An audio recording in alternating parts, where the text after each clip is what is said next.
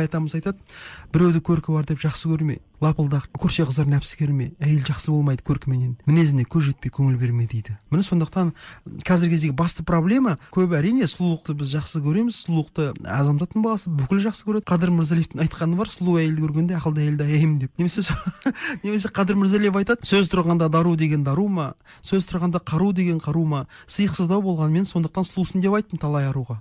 Сонда айтады, шындық болып жанса жұлдыз төбем де, өтіріктің шылымымен шеген бе? Әйелдерге әдемісің демесең селт етпейді ақылсың дегенге дейді. Сонда ол әйел адамның негізгі сол әйел адам әрине әр әйел өзін сұлу сезінеді.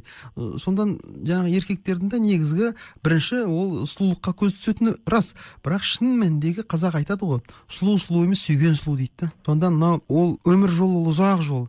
Жолдас деп атайды. Жол деген не? Біз Алланың жолындамыз. Яғни мына дүние ол жай ғана жол емес, фәни дүниенің жолы. Бұл Алланың жолына апаратын негізгі жол. Сондан хадис бар, адүние мазрагатул ахирет. Бұл дүние ахиреттің егіні дейді. Сондан ахиреттік Алланың алдына барған кезде абыройынан айырылмау үшін иманың толық болсын, сен иманды әйел таңдауың керек. Сол иманды әйел сенің иманның жартысы, және ахиретке барғанда егер сенің әйелің иманды болса, әйел де ол ерінің разылығымен жұмаққа кіреді екен. Сондықтан бұл оңай шаруа емес, әйел таңдау деген, жар таңдау деген. Сондықтан біздің бабаларымыз бұны жастарға сеніп тапсырмай, ол ер жетсе, қыз бой жетсе, ақсақалдар атқа мінеді екен. Қыз көру деген дәстүр болған бұрын.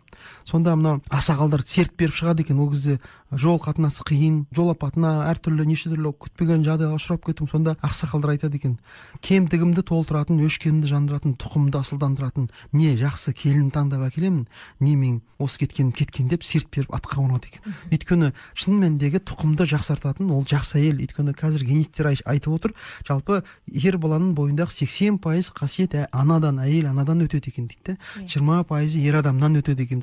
Ал қыз балаға қайдан өтеді дегенде оған әкесінен беріледі екен. Сонда қазақ баяғыда айтқан үйдің жақсы ағашынан, жігіттің жақсы нағашынан деп отыр да.